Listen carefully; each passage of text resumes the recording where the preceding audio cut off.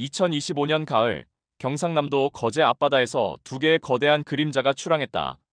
하나는 미국이 뒤늦게 껴안은 한국의 조선산업이고 다른 하나는 캐나다가 처음으로 마음을 내어 맡긴 한국의 잠수함이었다. 이름은 달랐지만 목적지는 같았다. 세계는 그 장면을 지켜보며 묻기 시작했다. 지금 우리는 어디로 향하고 있는가? 그 답은 분명하다. 세계는 이제 한국을 중심으로 방향을 바꾸고 있다. 그 누구도 예상하지 못했다.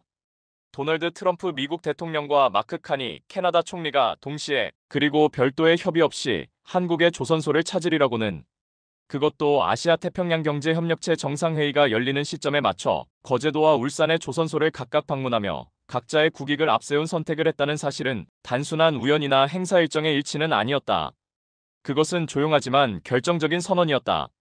미국과 캐나다는 더 이상 자국 내에서 필요한 함정을 조달할 수 없고 유럽도 믿을 수 없다는 판단 아래 결국 조선강국 대한민국의 문을 동시에 두드렸던 것이다. 이는 수십 년간 당연하게 여겨졌던 서방의 무기 공급망, 기술 주도권, 조선산업의 중심축이 근본적으로 이동하고 있음을 보여주는 역사적 징후다. 그리고 이 지각 변동의 중심에 한국이 있다. 한 가지 분명한 사실이 있다. 미국과 캐나다가 동시에 한국 조선소를 찾았다는 것은 이제 한국이 단순한 선택지가 아니라 경쟁의 주무대가 되었다는 뜻이다. 다시 말해, 과거엔 한국을 살펴본다는 말이 있었지만 이제는 한국을 두고 다툰다는 말이 더 어울리는 시대가 된 것이다. 세계 양대 영미권 지도자가 같은 기간 중 동일 국가의 서로 다른 조선소를 방문해 자국의 전략무기 조달 방안을 논의했다는 것은 한국이 가진 기술력과 신뢰도, 그리고 산업적 완결성의 총합이 이제 NATO 전체를 능가했다는 간접적 방증이기도 하다. 물론 중국과 일본은 이 상황을 불편한 시선으로 바라볼 수밖에 없다. 중국은 수치상 세계 최대의 선박 건조량을 자랑하지만 여전히 핵심 전자소재 부품의 자급률이 낮고 서방의 고급 방산 계약에서는 배제되어 있는 상태다. 무엇보다 기술 신뢰도와 투명한 계약 이행 능력에서 치명적 결함을 안고 있다. 실제로 파키스탄, 태국, 인도네시아 등에 납품된 중국산 군함은 지속적인 유지보수 실패와 결함 문제로 국제 군수 시장에서 불신의 대상이 되고 있다. 일본은 어떤가? 일본은 20세기 중반까지 군함 강국으로서의 명성을 유지했지만 21세기에 들어와서는 방위 산업의 폐쇄성, 내수 의존 구조, 해외 프로젝트 실패로 인해 사실상 고립된 기술 강국이 되었다. 호주와의 잠수함 협상 결렬, 인도네시아와의 공동 생산 실패 등은 일본이 가진 기술은 있지만 믿을 수 없는 파트너라는 이미지를 굳혔다. 그와 달리 한국은 기술, 가격, 신속한 납기, 유지보수, 그리고 결정적으로 정치적 유연성을 두루 갖추고 있다. 이번 미국 캐나다의 동시 방문은 단순한 외교 이벤트가 아니다. 이것은 조선업의 중심축이 바뀌고 있으며 동시에 서방의 전략적 우정이 한국을 중심으로 다시 재편되고 있음을 보여주는 강력한 신호다. 특히 캐나다 입장에서 이번 계약은 100조 원 이상 규모에 달하는 역사상 최대의 군함 도입 프로젝트로 그 결정이 한번 내려지면 향후 50년 이상을 책임져야 한다. 다시 말해 단순한 기술 수주가 아니라 캐나다 국방의 미래의 동맹축을 누구와 맺느냐를 결정짓는 정책적 선언에 가깝다. 그런 점에서 이번 사건은 세계 군수 네트워크의 권력 지도가 얼마나 재편되었는지를 정확히 보여준다. 한때는 무기 공급은 미국과 유럽의 특권으로 여겨졌지만 이제는 미국조차 한국을 의식하며 경쟁해야 하는 시대가 된 것이다. 한국은 더 이상 기술을 배우는 나라가 아니다. 이제는 기술을 시험받는 나라이고 그 시험은 통과했다. 그리고 세계는 그것을 알고 있다. 이번 트럼프와 카니의 방문은 전통적인 강자들이 한국이라는 새 항로 위에 배를 띄우기 위해 줄을 선 장면이다. 둘 중 누구의 배가 먼저 목적지에 도달할지, 누가 더 좋은 조건으로 협상할지보다 중요한 건 이제 그 항로 위에 한국이 있다는 것이다. 트럼프와 카니가 한국을 찾은 이유는 단 하나였다. 그들이 찾던 해답이 한국 조선소에 있었기 때문이다. 그러나 더 본질적인 질문은 이것이다. 왜 수많은 조선소가 존재하는데 세계 양대 리더는 유독 한국이라는 땅을 향해 동시에 발걸음을 옮겼는가? 그 답은 단순한 기술력, 가격 경쟁력 또는 납기 이행률 이상의 구조적이고 복합적인 신뢰의 총합에 있다. 첫째, 한국 조선업은 생산 능력 그 자체가 전 세계에서 유일무이한 수준이다. 대규모 고속 건조 능력, 수만 명이 동시 투입 가능한 모듈화 생산 체계, 고압 시험과 군사 기밀 보호가 가능한 방산 전용 시설, 그리고 무엇보다 재조정 가능한 납기 일정이라는 서방 국가들이 상상조차 못하는 유연성을 갖추고 있다. 하나오션, 현대중공업, 삼성중공업 등 이른바 K조선 3대장은 단순한 산업기업이 아니다. 이들은 전 세계 해군 및 상선 수요의 일정을 다시 짜는 조정자이자 필요시에는 2만 명 이상의 인력을 단기간에 배치해 생산 흐름을 되살릴 수 있는 산업전쟁의 병창기지에 가깝다. 둘째, 한국은 정치적 중립성과 기술적 실현력을 동시에 확보한 유일한 국가다. 미국이나 프랑스, 독일처럼 방산 산업을 동맹 정치의 연장선으로 삼는 국가들과 달리 한국은 무기 공급에 있어 비교적 비정치적이며 계약 이행을 철저하게 우선한다. 이 점이 캐나다, 폴란드, 노르웨이 등 기존 서방권 내부 국가들조차 한국을 선택하게 만든 결정적 이유다. 기술은 좋지만 정권이 바뀌면 계약이 파기되는 프랑스, 납기는 빠르지만 성능 보장이 불확실한 독일과 달리 한국은 무기 성능, 생산 일정, 운용 교육, 후속 정비까지 풀패키지를 완성도 높게 제공하는 나라다. 셋째, 한국은 이미 유럽과 중동, 동남아시아에서 무기 수출 신뢰도를 실적으로 입증해왔다. K9 자주포, FA-50 경공격기, 천무 다연장 로켓, 그리고 이번에 장형실급 잠수함에 이르기까지 한국산 무기는 이제 단순히 싸고 빠른 무기가 아니라 지속성과 업그레이드 가능성을 보장하는 전략 플랫폼으로 자리 잡았다. 특히 폴란드와의 대규모 패키지 계약 이후 유럽 내에서 한국 무기는 실전 검증이 완료된 서방형 대안이라는 인식이 확산되었고, 이는 캐나다의 이번 결정에도 영향을 주었다. 넷째, 한국은 중국, 일본과 달리 침묵의 경쟁자로서 실제력으로 말을 대신한다. 중국은 양적 팽창에 몰두하며 무기 수출을 정치적 도구로 삼지만 실전 경험 부족과 낮은 유지 보수 신뢰도로 인해 서방 국가의 핵심 파트너가 될 수 없다. 일본은 군사 기술이 발달했음에도 불구하고 방산 수출에 있어 고립적이고 폐쇄적이다. 무엇보다도 위험을 함께 지는 파트너십을 제시하지 못한다. 반면 한국은 파트너 국가와 기술 이전, 현지 공동 생산, 인프라 공유, 심지어 에너지 통신 위성망까지 연계한 통합 계약 모델을 제시함으로써 장비가 아니라 안보 체계를 수출하고 있다. 다섯째, 한국의 조선 산업은 단순한 제조를 넘어 디지털 방산 생태계의 중심으로 진화하고 있다. 하나시스템과 LI지넥스원은 잠수함 작전용 AI 기반 C4I 시스템을 자체 개발 중이며 위성통신, 디지털 전장관리, 수중 센서 네트워크 등의 분야에서도 독자 기술을 확보하고 있다. 이는 단순한 선박 제조가 아니라 함정 기반 작전 네트워크를 패키지로 제공할 수 있다는 의미다. 서방에서도 일부 국가는 이런 통합 역량이 분절적으로 존재할 뿐 수직 계열화된 단일 공급자 모델은 없다. 바로 이 점이 한국이 단순 경쟁자를 넘어 플랫폼 국가로 인식되는 결정적 요소다. 여섯째, 한국은 전시국가의 경험을 기반으로 한 실전 운용 최적화 기술을 갖고 있다. 북한이라는 실제 위협을 70년 이상 마주한 국가는 한국이 유일하며 이 과정에서 함정 설계는 미래 가정이 아니라 현재 생존을 위해 발전해왔다. 이는 이론적 성능보다 실전 생존성을 우선시하는 캐나다 해군의 요구와도 정확히 맞아떨어진다. 결론적으로 미국과 캐나다가 동시에 한국을 찾은 것은 단순한 기술력 때문이 아니다. 그것은 한국이 가진 산업 조직력, 정치적 신뢰성, 글로벌 연계력, 그리고 무엇보다도 실행 가능성에 대한 절대적인 믿음 때문이다. 도널드 트럼프 대통령이 APEC 정상회의 참석차 한국을 방문하며 일정에 포함시킨 것은 회의장이 아닌 조선소였다.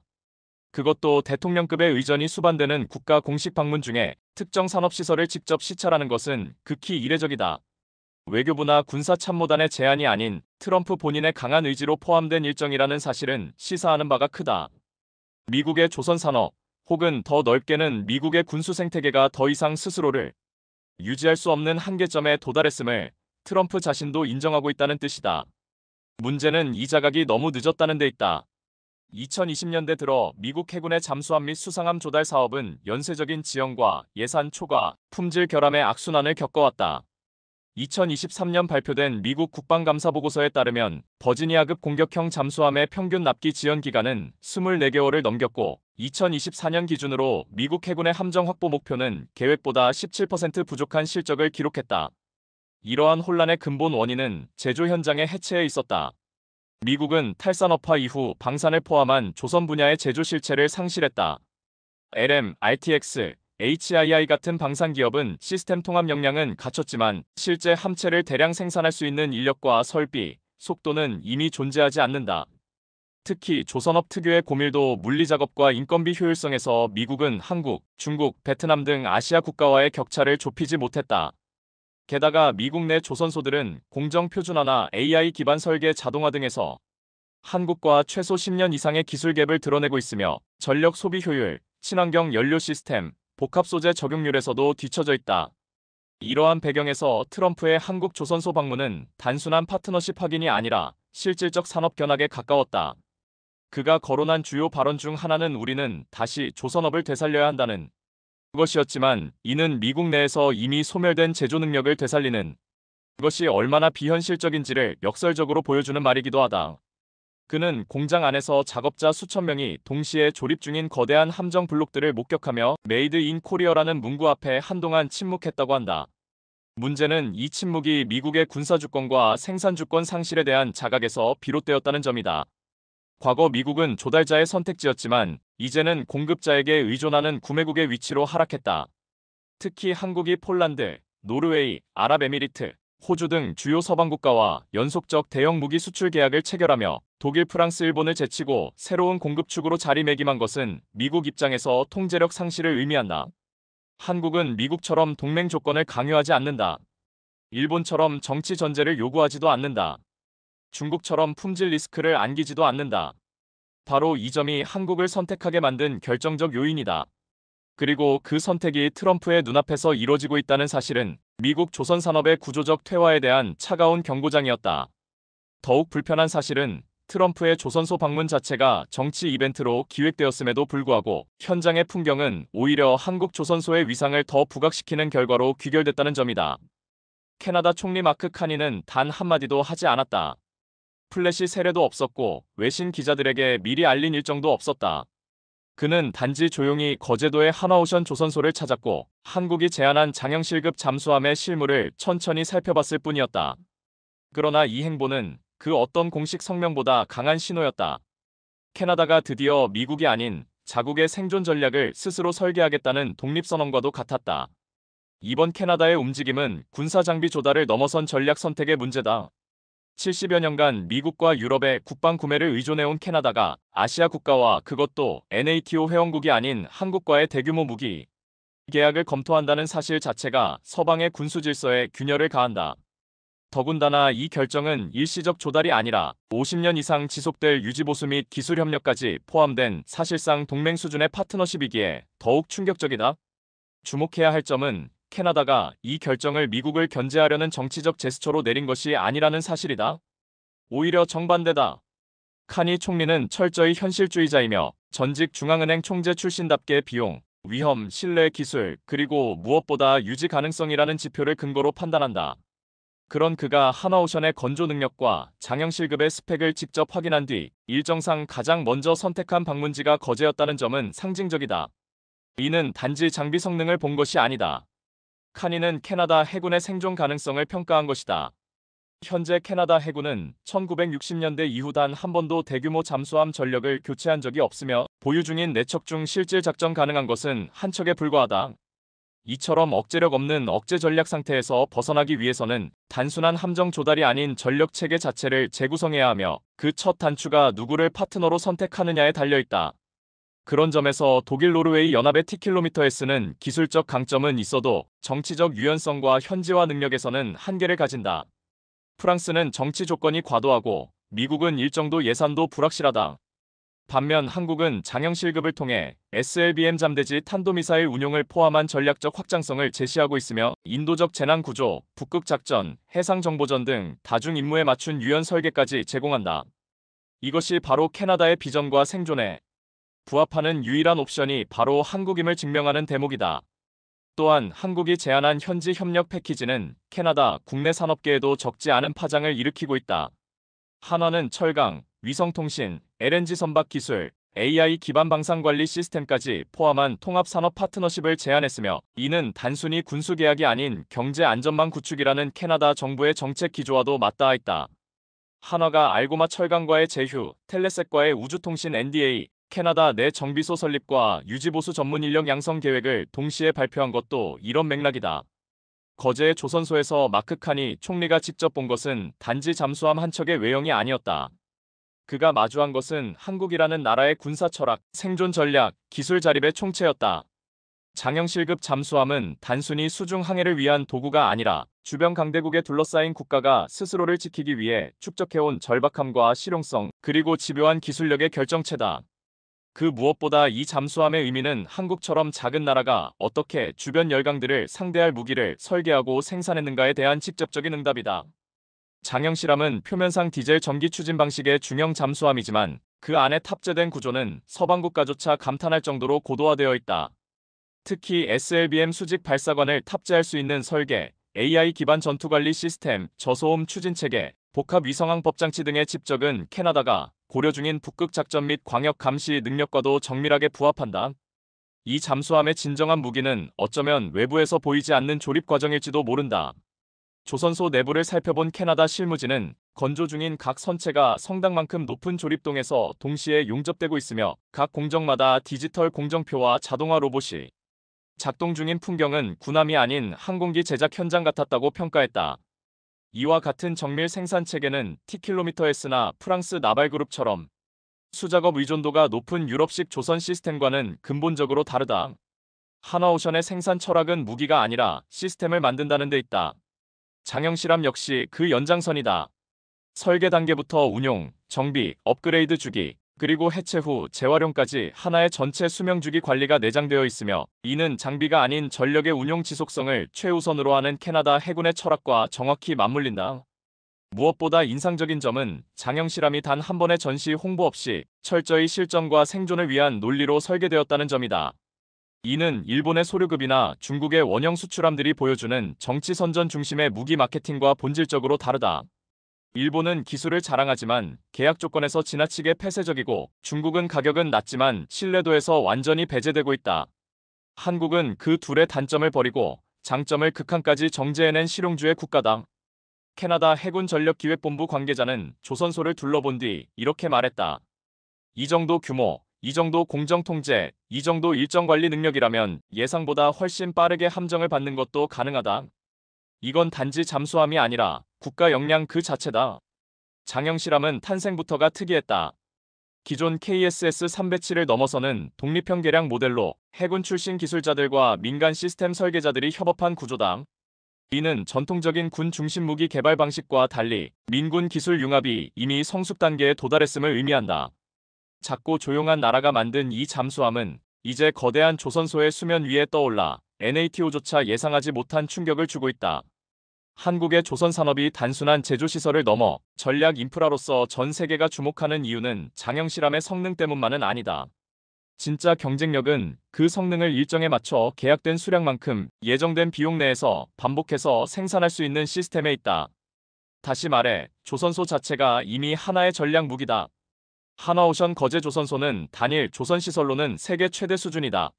면적은 5제곱킬로미터, 직원수는 상주 인력 기준 약 3만 명, 골리앗 크레인만 4대 40척 이상의 상선 및 군함이 동시에 건조되고 있으며 함체 블록이 수직 조립되는 대조립동은 높이가 15층 이상이다. 이 조선소에는 미국, 유럽 대부분의 국가가 5년 동안 납품할 수 있는 군함 물량이 18개월 만에 실현되는 현실이 존재한다. T킬로미터S나 프랑스의 나발그룹, 일본의 미쓰비시 중공업도 각각 기술은 있지만 이러한 동시병렬 생산 능력에서는 절대적으로 열세에 있다. 독일은 고급 기술력은 인정받지만 생산 속도와 양산 능력에서 지속적인 한계를 드러냈고 일본은 폐쇄적인 품질 관리 문화와 내수 중심 시스템 때문에 외국과의 대량 계약에 유연하게 대응하지 못한다. 게다가 중국은 물량은 많지만 품질 보증 시스템과 공정 투명성 문제로 인해 선진국과의 장기 계약에서 철저히 배제되어 있다. 반면 한국은 생산 현장에 최신 AI 기반 공정관리 시스템을 도입해 작업자, 공정 진행률, 품질 데이터, 재고, 설계 변경 사항까지 모두 실시간 통합 관리하고 있다. 함정 블록마다 RFID 태그가 부착되어 있으며 클라우드 기반 통합 시스템을 통해 공정 병목을 즉시 파악하고 병렬 분산 조립을 가능하게 만든다. 이처럼 산업형 무기 생산이 가능한 국가는 현재 한국이 유일하다. 캐나다 실사단이 한화오션을 둘러본 뒤 가장 놀랐던 부분도 바로 이 점이었다. 담당 기술 참모는 만약 건조 일정이 지연되면 2만 명이 넘는 인력이 즉시 재배치돼야 한다는 설명을 들었을 때 우리는 그것이 비유인 줄 알았다. 그런데 현장에서 실제 그렇게 움직이는 장면을 본 순간 이곳은 완전히 다른 수준임을 깨달았다고 말했다. 이러한 대규모 유연 생산 능력은 단순히 많이 만들 수 있다는 뜻이 아니다. 이는 위기 상황에서 병력 투입 없이 조달 속도만으로 전략적 균형을 바꿀 수 있다는 뜻이다. 특히 극지 작전, 재난 대응, 다국적 작전 등에서 필요한 특수형 함정의 신속 조달력은 미국이나 EU가 따라잡을 수 없는 시간이라는 전력을 한국이 독점하고 있음을 의미한다. 또한 조선소의 공간 구조 자체도 군사적 개념과 결합돼 있다. 주요 조립구역은 외부 위성 감시를 피할 수 있도록 폐쇄형 구조로 설계되어 있으며 일부 전투함 조립 라인은 산업기밀 보호를 위해 차폐막으로 가려져 있다. 특히 핵심 장비 탑재는 외부에서 시각적 식별이 불가능한 내부 공정으로 구성되어 있어 서방 기준의 보안 규정을 초과하는 수준으로 평가된다. 결국 캐나다가 장형 실험을 보는 동시에 하나오션이라는 거대한 조선소를 바라보는 이유는 명확하다. 장비는 바꿀 수 있어도 시스템은 바꿀 수 없기 때문이다. 진짜 경쟁자는 잠수함이 아니라 이 잠수함을 매달 일정하게 찍어낼 수 있는 조선소 그 자체다. 그리고 바로 그 점에서 한국은 미국보다 앞서 있고 독일보다 빠르며 일본보다 유연하고 중국보다 믿을 수 있는 유일한 존재다. 캐나다는 원래 그렇게 움직이는 나라가 아니었다. 전통적으로 캐나다의 국방 조달은 미국이나 유럽 중심으로 제한되어 있었고 조선항공우주 등 전략 산업에서 NATO 내부 파트너라는 틀을 넘은 적은 거의 없었다. 특히 주요 무기 체계 도입 시 정치 외교적 고려가 기술적 판단보다 우선시되던 캐나다의 관행은 강경한 미국 지지 노선과 깊이 얽혀 있었다. 하지만 이번 거제 방문과 장형 실급 잠수함 실사 일정은 그 모든 틀을 깼다. 비서방국, NATO 바깥, 비핵 추진이라는 세 가지 전통적 거부 요소를 가진 한국의 잠수함이 그 모든 벽을 뚫고 캐나다 조달의 최종 후보로 선정되었다는 사실은 단순한 기술적 평가를 넘어서는 의미를 가진다.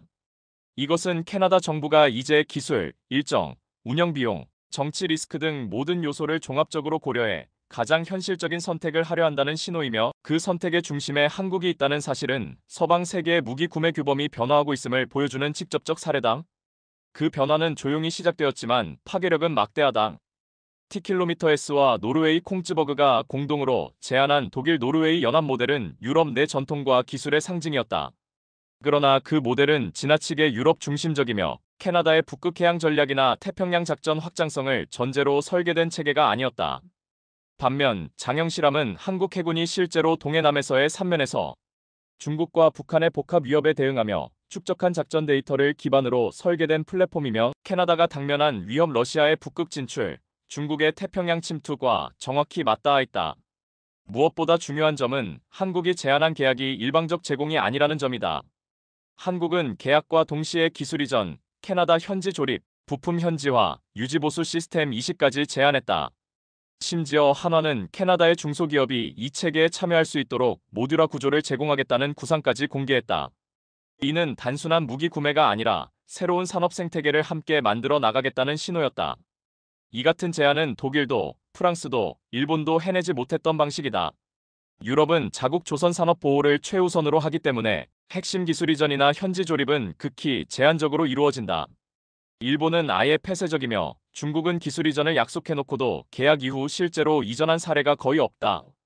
반면 한국은 이미 폴란드와의 KEFA50 프로젝트에서 완전한 현지 생산과 훈련 시스템 이식 모델을 통해 산업 동맹 수준의 성과를 보여줬다.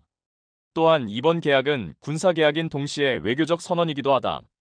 캐나다는 미국의 외교적 눈치를 보지 않고 독자적으로 한국과 전략 동맹을 맺을 수 있다는 가능성을 처음으로 제시했다. 이는 북미 방위 체계와 NATO라는 두 개의 틀 안에서 항상 종속적 선택만 해온 캐나다 외교안보 정책의 근본적 전환을 의미한다. 그래서 이번 선택은 단지 장비에 관한 것이 아니라 캐나다라는 국가가 이제 스스로 길을 선택할 수 있다는 증거다. 바로 그 점에서 거제행은 캐나다의 본능을 거스른 조용한 이탈이자 서방 중심의 고정된 무기 구매 질서를 무너뜨리는 단초가 된 것이다. 트럼프 대통령의 조선소 방문은 언론을 위한 정치 퍼포먼스처럼 보였지만 미국 내 군수업계와 전략가들에게는 깊은 위기의식으로 읽혔다. 왜냐하면 이번 캐나다의 움직임이야말로 미국의 무기 외교 독점이 실제로 무너지고 있음을 보여주는 뚜렷한 증거였기 때문이다. 그동안 미국은 군사 장비의 기술과 외교적 영향력을 결합해 우방국이 무기 구매를 통해 미국의 안보 질서에 편입되도록 유도해왔다. 그 전략이 처음으로 실제 현장에서 무너지는 소리가 들린 것이다. 가장 민감한 지점은 조선이다. 미 해군의 잠수함 수상함 조달 체계는 전통적으로 국내 산업 보호와 전략적 자립을 명분으로 폐쇄적으로 유지되어 왔지만 현실은 전혀 다른 방향으로 흘러가고 있다.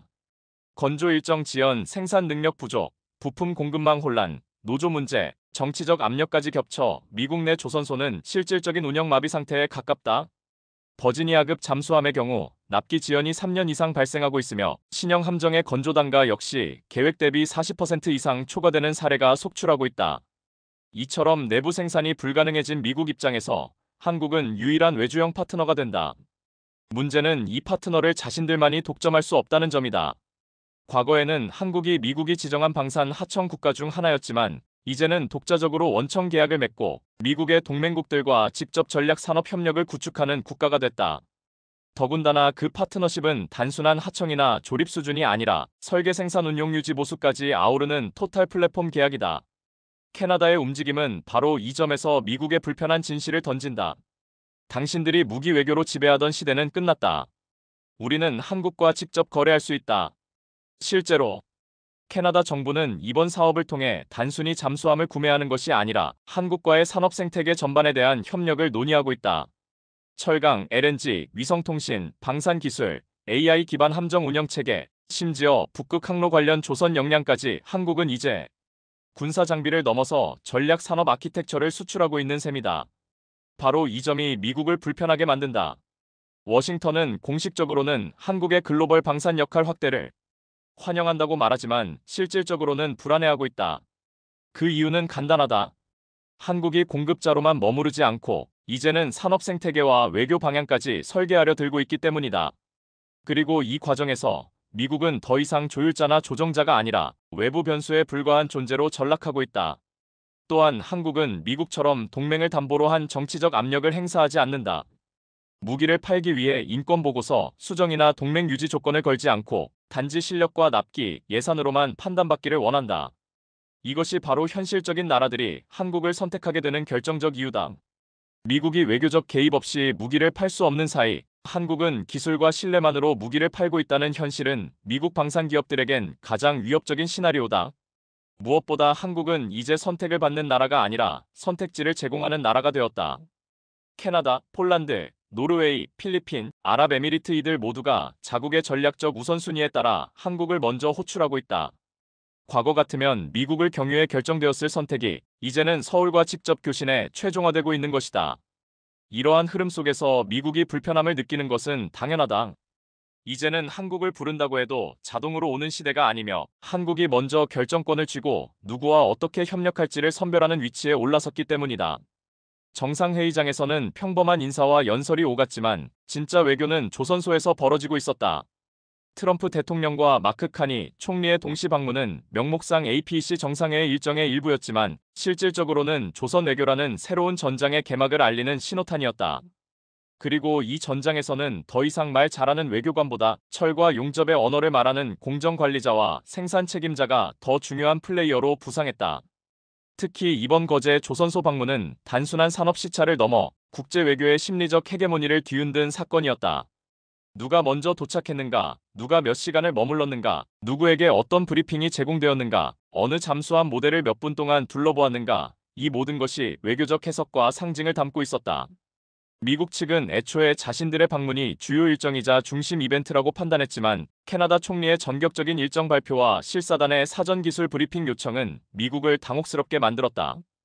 특히 캐나다 측이 거제 방문에 앞서 상세한 기술 검토 요청서를 한국 측에 미리 전달하고 독립된 동선과 보안 수준을 요구했다는 점에서 이번 방문이 단순한 의전성 방문이 아님을 명백히 드러냈다.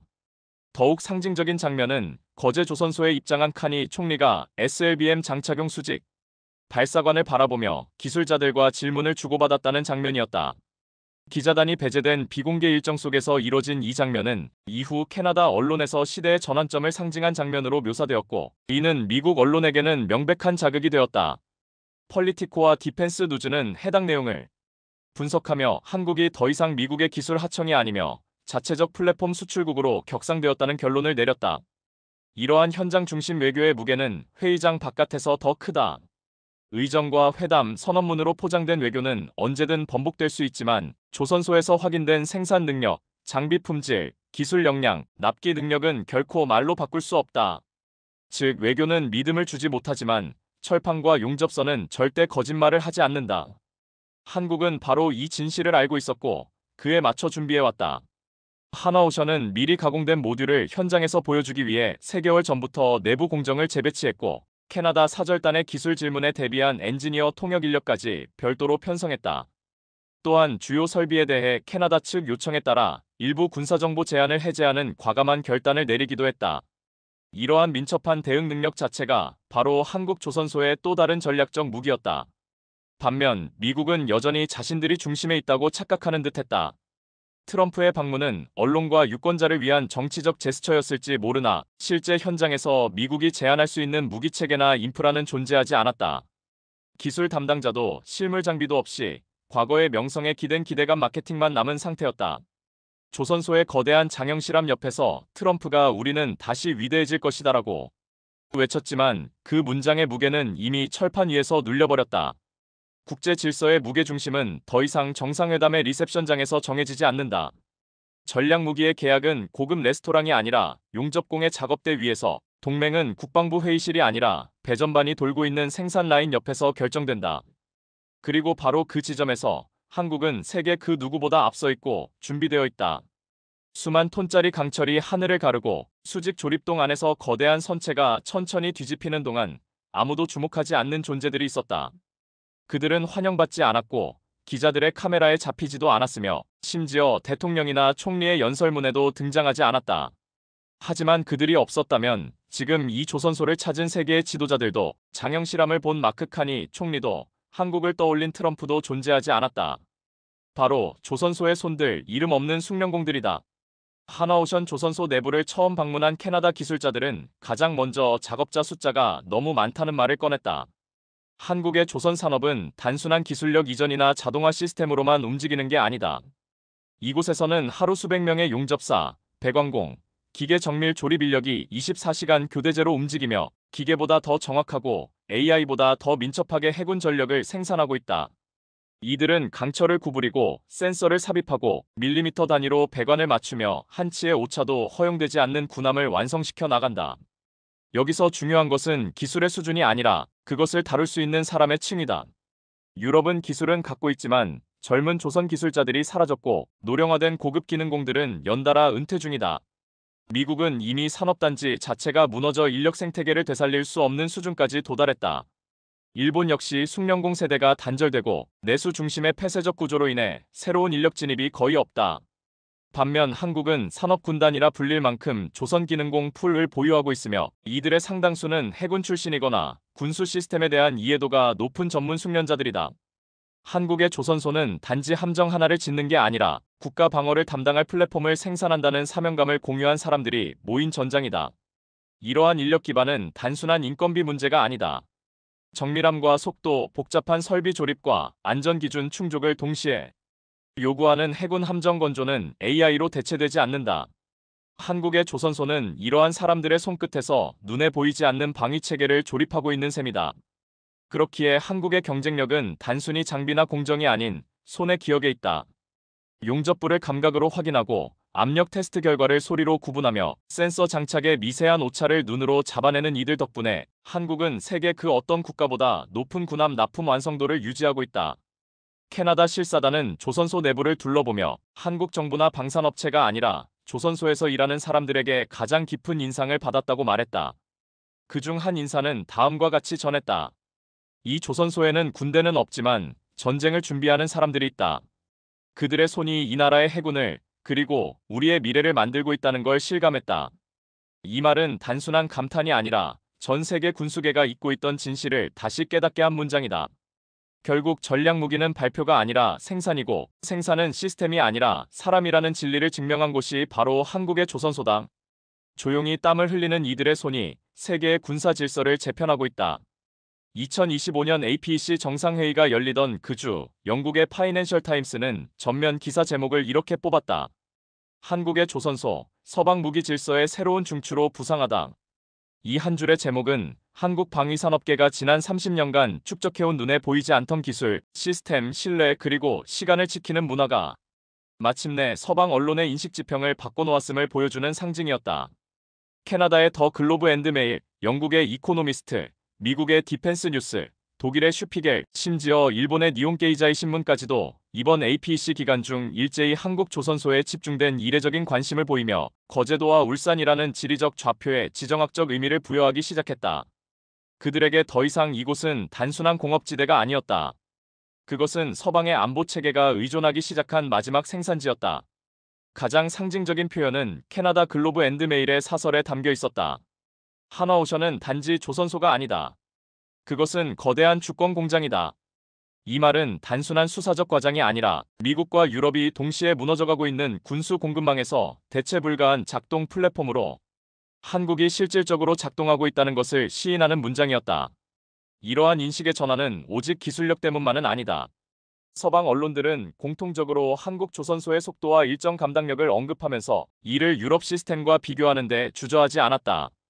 독일은 기술은 있지만 느리고 프랑스는 체계는 있지만 정권에 따라 뒤집히며 미국은 시스템은 있으나 납기를 맞추지 못한다. 반면 한국은 계약된 수량을 계약된 시간 안에 계약된 수준으로 납품할 수 있는 유일한 나라로 평가되었다. 여기에 더해 언론들은 한국 조선 산업이 단지 무기를 파는 산업이 아니라 파트너국의 산업 정책까지 고려한 통합형 수출 모델을 제시하고 있다는 점에서 새로운 모델로서 주목하고 있다. 예컨대 캐나다에 제안된 장형실급 패키지에는 단순한 잠수함 공급만이 아니라 현지 조립, 철강 공급망 협력, 위성통신 연계, LNG 수송선까지 포함된 국가 간 통합기술 플랫폼의 성격이 담겨 있었다. 이처럼 함정 납품을 매개로 전략 산업 전반을 연결하는 형태는 미국도 유럽도 아직까지 구현하지 못한 영역이다. 일본 언론은 다소 복합적인 시선을 드러냈다. 아사히 신문은 한국이 전략 산업의 중심으로 자리 잡는 것은 일본에겐 자극적 현상이라고 평가했고, 요미우리는 일본이 한국과 다르게 방위산업 수출에 소극적인 것이 지금의 결과를 만들었다고 분석했다. 이는 한국이 보여준 개방성, 유연성, 그리고 실제 납품 능력 앞에서 일본 스스로도 위기의식을 느끼기 시작했음을 의미한다. 중국은 상대적으로 침묵하고 있다. 관영 황구시보는 한국의 조선 기술이 캐나다를 끌어당기고 있다는 식의 간접 논평만 냈을 뿐 전면적 대응을 자제하는 모습이다. 이는 캐나다와의 외교 관계가 미묘한 상황 속에서 한국을 견제하려다 오히려 서방의 공조체계에서 중국만 고립되는 결과를 우려한 것으로 보인다. 그러나 내부적으로는 확실한 위기의식이 존재한다. 왜냐하면 한국이 더 이상 기술을 빌려 쓰는 국가가 아니라 서방의 무기 전략을 설계하는 국가로 전환하고 있다는 사실은 중국 입장에서 가장 위협적인 시나리오이기 때문이다. 결국 전 세계 주요 언론이 동시에 한 방향으로 시선을 돌렸다는 사실은 한국이 단순히 군사적 능력 이상의 정치적 무게를 갖는 국가로 격상되었다는 것을 상징한다. 이것은 정부의 성명서도 국방부의 수치도 아닌 철저히 현장의 실력에 기반해 자연스럽게 형성된 신뢰담. 그 신뢰의 뿌리는 무엇인가? 바로 거제와 울산, 그리고 묵묵히 일하는 수만 명의 손과 시스템, 그리고 어떤 위기 상황 속에서도 예정대로 납품해온 한국의 시간 감각이다. 세계는 지금 보고 있다. 그리고 이번에는 진심으로 놀라고 있다. 2025년 가을, 북미 대륙의 두 지도자가 서로 다른 방향에서 출발에 도착한 곳은 놀랍게도 같은 지점이었다. 하나는 대서양 건너 캐나다의 마크 카니 총리였고, 다른 하나는 태평양을 가로지른 미국의 도널드 트럼프 대통령이었다. 그들이 발걸음을 옮긴 좌표는 더 이상 런던, 파리, 베를린이 아니었다. 바로 거제와 울산, 그리고 대한민국이었다. 이 장면은 그 자체로 하나의 선언이었다. 단지 군사기술의 변화가 아닌 세계 전략의 중심축이 동아시아로, 그리고 그 중에서도 한국으로 재정렬되고 있음을 보여주는 공간적 상징이었다. 북극해와 인도태평양을 동시에 염두에 둔 캐나다가 한국의 잠수함을 고려하고 대서양 중심주의를 외쳐온 미국이 한국의 조선소를 돌아보는 이중교차는 지리와 전략, 동맹과 이해관계가 재편되는 정점을 그대로 드러낸 것이다. 특히 이 구도에서 주목할 점은 한국은 어느 진영의 위성이 아닌 두 진영 모두가 먼저 접근해야 하는 중심축으로 기능하고 있다는 사실이다. 다시 말해 미국과 캐나다는 한국을 선택하는 것이 아니라 한국을 상대로 입장을 조율해야 하는 입장에 서 있다는 점에서 결정적인 전환이 일어난 것이다. 이러한 전략적 구도 변화는 우연이 아니다. 한국은 이미 한미 동맹을 넘어 유럽, 중동, 동남아시아, 남미 등과 동시다발적 산업협력을 맺으며 블록 외 다자 전략을 실현 중이다. 특히 K조선 산업은 단순한 수출 산업을 넘어서 전 세계 안보 인프라를 설계하는 플랫폼 제공자로 자리 잡았다. 과거엔 함정을 사는 나라가 계약서를 만들고 한국은 따르는 입장이었지만 이제는 한국이 기술 생산 유지 계획 훈련 현지화까지 설계한 메뉴판을 제시하고 각국이 그 안에서 선택하는 구조로 바뀌었다. 하나오션이 캐나다에 제안한 구조는 이를 대표하는 사례다. 단지 잠수함만이 아닌 철강 연계 공급망, 북극 작전 최적화 시스템, 현지 조립 공장 설립, 유지보수 훈련소 이전, AI 기반 작전 모의 시스템까지 포함된 이 통합 패키지는 사실상 한 나라의 방산 체계를 처음부터 끝까지 재건설하는 수준이다. 이런 제안을 할 수 있는 국가는 현재 지구상에서 한국뿐이다. 미국은 기술을 쪼개고 독일은 기술 이전을 꺼리며 일본은 정치적 제약이 많고 중국은 신뢰가 없다. 더 나아가 한국은 이 모든 걸 동맹이나 정치 조건 없이 제시한다. 우리를 따라야 한다가 아니라 이것이 우리가 제공할 수 있는 현실적 해결책이다라고 말한다. 이 중립적이면서도 실용적인 자세가 미국과 유럽의 정치 피로도에 지친 중견국들에게 큰 울림으로 다가온다. 특히 캐나다처럼 미국과의 역사적 지정학적 거리가 가까운 국가마저도 한국을 독자적 파트너로 고려하기 시작한 것은 그 무게가 다르다.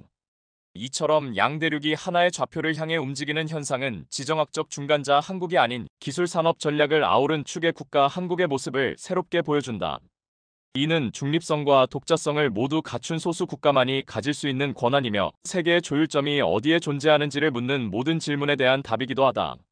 지금 세계는 두 개의 대양에서 서로 다른 방향으로 움직이던 힘들이 대한민국이라는 조선 플랫폼을 중심으로 교차하고 있는 순간을 목격하고 있다.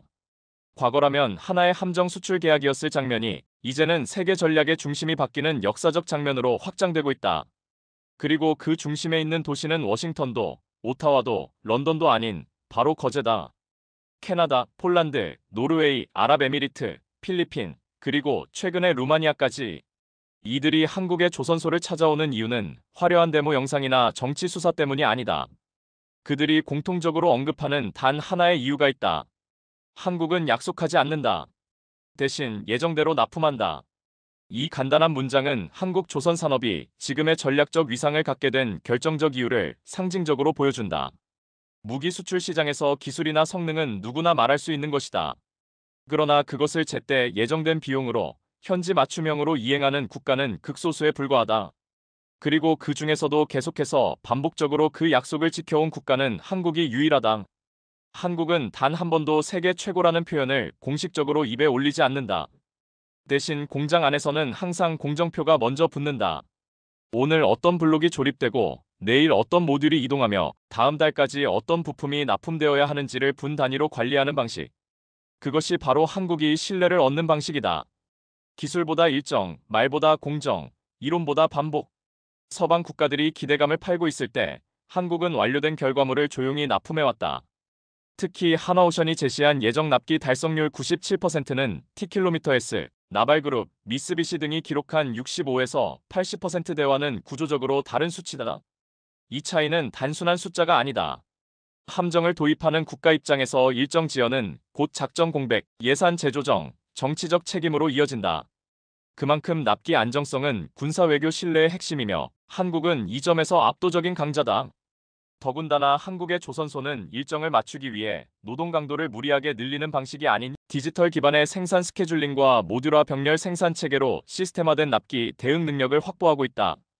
즉, 억지로가 아니라 구조적으로 일정을 맞출 수 있는 것이다. 이 차이는 위기 상황일수록 더 크게 드러난다. 팬데믹, 공급망 붕괴, 원자재 폭등, 지정학적 갈등 등 어느 변수 속에서도 한국 조선소는 계획된 일정에서 벗어난 적이 거의 없다. 게다가 한국은 한 번의 계약으로 끝나지 않는다. 유지보수, 업그레이드, 인력 양성, 부품 재고 시스템까지 모두 장기 운영을 전제로 설계되어 있기 때문에 한 번 거래를 시작하면 상호 의존 기반의 관계로 진화할 수밖에 없다. 이 구조는 단순히 무기를 파는 것이 아니라 파트너 국가의 안보 생태계를 함께 책임지는 구조이며 이는 캐나다 같은 예측 가능한 협력을 중시하는 국가의 최적화된 모델이다. 반면 미국은 무기를 제공하지만 기술을 공유하지 않으며 독일은 성능은 뛰어나지만 유연하지 않고 프랑스는 계약 후 조건이 자주 변경된다. 일본은 공급 범위가 제한적이고 중국은 정해진 조건을 이행하지 않는다. 결국 계획대로 가는 나라는 한국뿐이라는 것이 점점 더 많은 국가들 사이에서 공식처럼 굳어지고 있다. 캐나다의 전략가들은 이것을 시간 신뢰성이라 부른다. 성능이나 가격은 조정할 수 있지만 일정은 조정할 수 없다는 냉정한 현실 때문이다. 그리고 이 시간 신뢰성을 제도적으로, 물리적으로, 문화적으로 보장할 수 있는 유일한 파트너가 바로 한국이라는 점에서 이번 장영실급 잠수함 도입 사업의 본질은 기술 선택이 아니라 신뢰 선택이다. 한국은 말하지 않는다. 한국은 설득하지 않는다. 한국은 약속을 남발하지 않는다. 대신 한국은 함정을 조용히 진수시키고 예정대로 납품하며 누가 와도 공정 라인은 흔들리지 않는다. 그리고 바로 그것이 지금 세계를 움직이고 있다. 트럼프 대통령과 마크 카니 총리는 같은 시기, 같은 나라의 조선소를 찾았지만 그들의 목적은 근본적으로 달랐다. 트럼프는 보여주기 위해 왔고 카니는 확인하러 왔다. 한 사람은 미국의 위대함을 상기시키기 위해 카메라 앞에 섰고 다른 한 사람은 캐나다의 생존을 위해 조용히 함정의 용접 부위를 들여다봤다. 이 차이는 곧 세계 전략의 두 가지 접근법을 대표한다. 하나는 과거의 영광에 기댄 정치적 과시, 다른 하나는 현실의 위기에 맞선 기술적 실사였다. 트럼프가 하나오션을 방문하는 장면은 국내외 언론에 대대적으로 노출됐다. CNN, 팍스 뉴즈, MBC는 그가 거대한 함정 앞에서 미국은 다시 세계를 이끌 것이다라고 외친 장면을 반복적으로 내보냈다. 그러나 그 장면 뒤에는 미국이 실제로 어떤 제안을 할 수 있었는지에 대한 구체적인 내용은 없었다. 현장에서 미국이 제시할 수 있었던 것은 단지 정치적 이미지와 미국과의 관계 유지라는 전통적 명분뿐이었다. 기술도, 일정도, 현지화 방안도, 공급망도 명확하지 않았다. 그에 반해 한국이 제공한 것은 시제품이 아니라 실제 진수된 잠수함, 그리고 그 옆에서 동시다발적으로 조립 중인 함정들, 생산 중인 모듈 블록, 작동 중인 공정 스케줄, 그리고 완벽하게 조율된 3교대 인력 시스템이었다. 카니 총리는 조용했다. 언론 노출을 피했고 공식 성명을 최소화했으며 조선소 실사 일정도 일부 비공개로 전환했다. 그러나 그의 일정은 가장 길었고 가장 깊었으며 가장 기술적이었다. 그는 단지 SLBM 발사관을 본 것이 아니라 실제 작동 순서, 발사 후 재장전 시간, 수중 잔류 열 시그널 관리 기술까지 검토했고 무엇보다 이 모든 것들이 계약 이후 현실적으로 구현 가능한지를 확인했다. 트럼프가 어떻게 보일 것인가를 계산했다면 카니는 어떻게 작동할 것인가를 판단한 것이다. 이 차이는 결국 미국과 캐나다의 전략 방향 차이로 귀결된다. 미국은 여전히 힘의 중심에 자신을 위치시키려 한다. 하지만 그 힘은 점점 더 과거형으로 남아가고 있으며 동맹에게 실질적 대안을 제공하지 못하고 있다. 반면 캐나다는 중견국으로서 제한된 자원을 가장 효율적으로 배치해야 한다는 현실 앞에서 선택의 기준을 기술과 운영 지속성으로 돌리고 있다. 그런 점에서 한국은 캐나다에게 함정을 파는 나라가 아니라 전력 생태계를 설계해줄 파트너로 받아들여지고 있다. 게다가 트럼프는 한국을 자신의 구상에 맞춰 움직일 수 있다고 여긴 반면 카니는 한국을 하나의 독립된 전략 행위자로 존중하며 그로부터 실질적 가치를 얻고자 했다. 이 시선의 차이가 한국 내에서는 더욱 뚜렷하게 감지되었다. 한국의 기술자들은 트럼프의 방문이 끝난 뒤 정치인 한 명이 지나갔다는 말로 정리했고 카니의 실사 이후엔 정책 결정자가 다녀갔다는 말을 남겼다. 둘 다 같은 공간을 방문했지만 한 사람은 사진을 남겼고 다른 사람은 계약의 조건을 쌓아 올렸다. 이 장면은 지금 세계가 처한 두 개의 선택지를 함축하고 있다. 보여주는 동맹인가, 함께 설계하는 동맹인가, 존재감을 과시하는 안보인가, 생존을 가능케 하는 안보인가. 한국은 그 사이에서 어느 한쪽을 선택한 것이 아니라 두 선택지 모두에게 실질적 가치를 제공할 수 있는 중심점으로 자리 잡았다. 그리고 그 중심에 서 있는 것은 조선소가 아니라 대한민국의 현장 그 자체다. 지금까지 우리는 캐나다와 미국, 그리고 한국을 둘러싼 조선소의 전장을 살펴보았다. 그러나 진짜 결론은 단순히 어디에서 배를 만들었느냐가 아니다. 한국이 승리한 이유는 조선소의 우월성 때문이 아니라 국가 전체가 하나의 무기체계처럼 작동한다는 점 때문이다. 하나오션만 뛰어난 것이 아니라 하나 시스템이 그 전투체계 전체를 통제하고 삼성전자가 연산 기술을 지원하고 LI지넥스원이 유도무기를 연결하고 SK가 통신망을 깔고 한국전력이 원자력 에너지를 안정적으로 공급하며 국가 전체가 함정 한 척의 신경망을 구성해낸다. 이것은 단순한 산업 집적이 아니다. 한국은 이제 국방산업이 아니라 국방국가다. 조선소는 시작일 뿐이며 그 뒤에는 스마트 그리드, 양자 암호, 오지 전술 네트워크, AI 자율작전 시스템, 극초음속 대응 솔루션까지 국가 단위의 생태계가 이어진다. 이러한 통합성과 연계성은 세계 어느 나라에도 없다. 미국은 기술은 있지만 이질적인 공급망 때문에 통합이 어렵고, 일본은 모듈은 뛰어나지만 완성에 시간이 오래 걸리며, 중국은 부품 복제는 가능하지만 안정성과 예측성이 부족하다.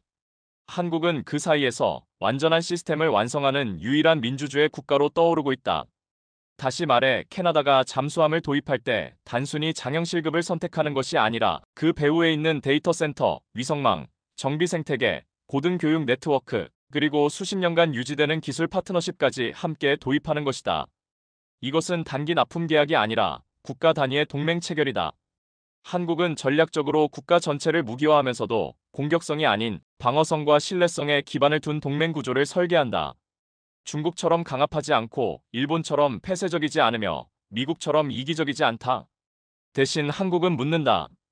당신의 생존을 위해 우리는 무엇을 설계해줄까?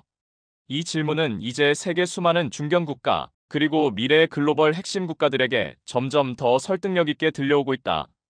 한국은 단지 잠수함을 만드는 것이 아니라 미래의 안보 생태계를 설계하고 유지하고 업그레이드할 수 있는 국가 설계사로 진화했다. 그리고 그 전략은 보여주기 위한 한 번의 방문으로는 드러나지 않는다. 그것은 공정표에 기록된 수십만 개의 작업 지시서, 협력사 간의 수평 협업 구조, 기술자들이 공유하는 암묵지, 그리고 조용히 그러나 정밀하게 움직이는 그 국가형 무기 시스템 전체에 담겨 있다. 이제 캐나다는 미국의 안보 우산 아래서 벗어나 자신만의 생존 매트릭스를 설계해야 하는 시점에 와 있다. 그리고 그 모델을 이미 구현해낸 나라가 존재한다. 한국이다. 두 척의 배가 동시에 출항했다. 하나는 과거의 방향으로, 하나는 미래의 바다를 향해. 그리고 세계는 이제 어느 쪽이 살아남을지를 목격하게 된다.